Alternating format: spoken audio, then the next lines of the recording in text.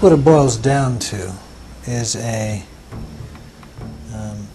group of people living in ignorance and a group of people who live with a fuller understanding of how things really are.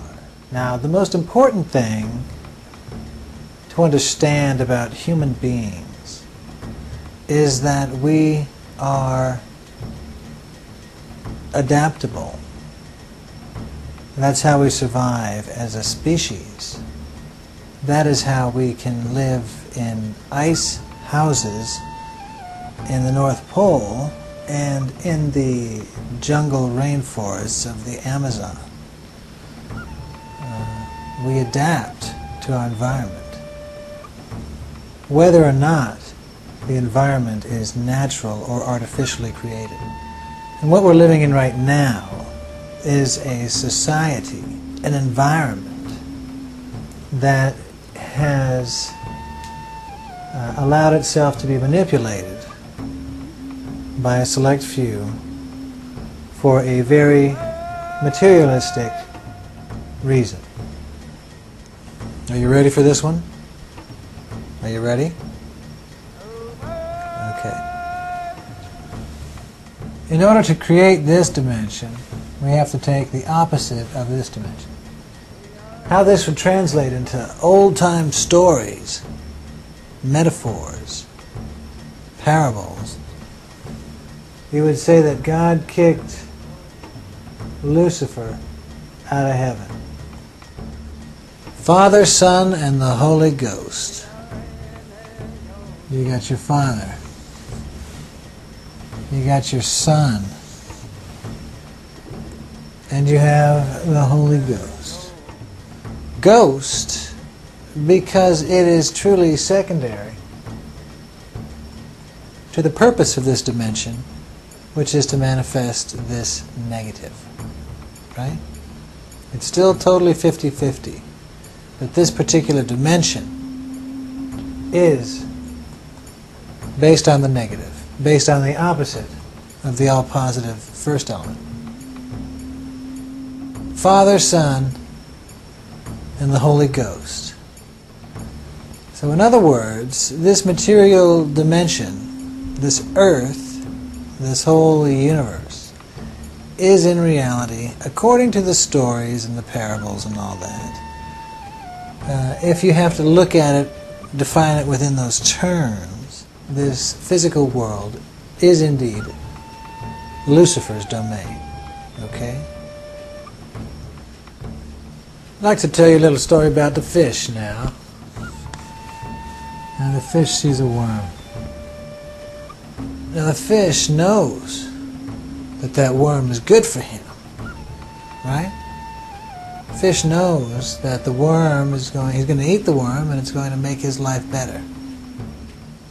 But we want the fish to eat the worm. It's natural. It's organic.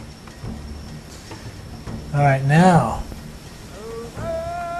fish swims along and he sees the worm. But now there's a hook in it. It's the same worm, except now there's a hook. So the fish doesn't really know any better. The fish is trusting. The fish just knows that it likes the worm, and the worm is good. So it goes up and it eats this worm with a hook. And now it's got this hook in its belly.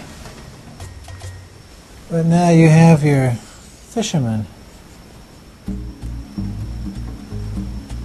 What do you think of that?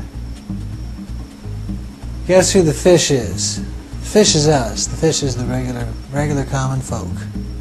Alright?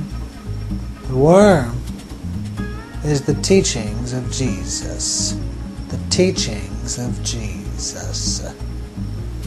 The hook, the line, well, that's religion. Religion has hooked the teachings of Jesus in order to draw you in, fish. Change your direction. Control your life.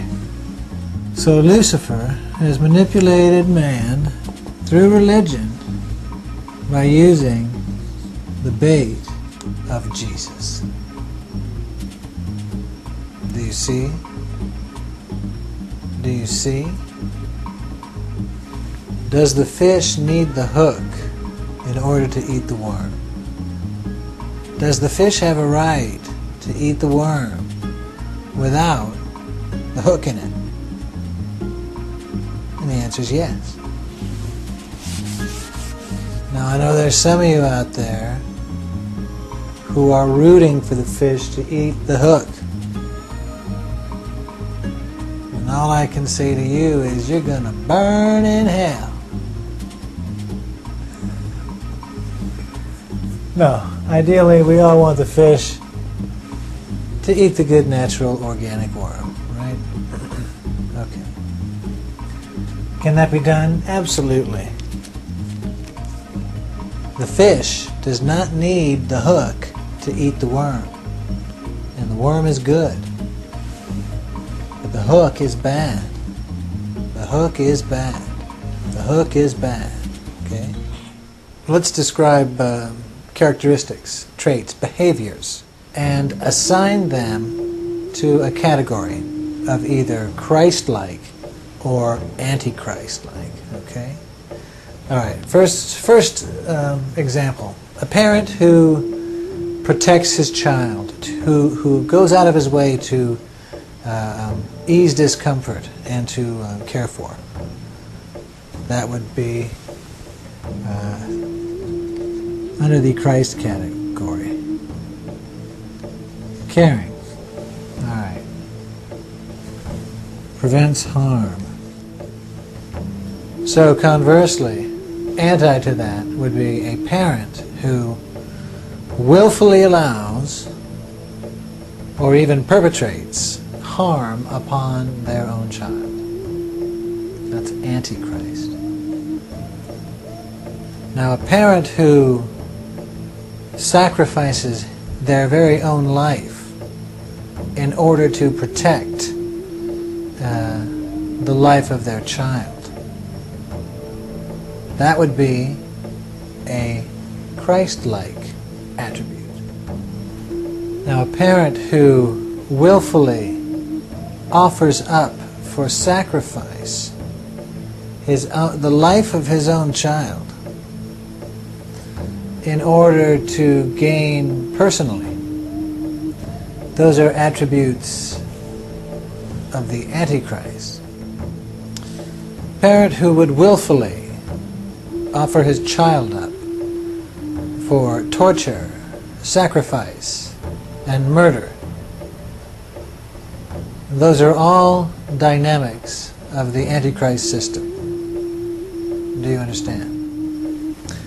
Let's look at the Old Testament. Let's look at Abraham. Abraham has his son Isaac tied to the bundle of wood, a knife, about to stab into his kid. And somewhere in the scene is the God of the Old Testament watching this whole thing unfold. Watching the kid in terror, watching Abraham prepare to kill his kid to please this God. Child sacrifice, harms the child, Antichrist. Follow me?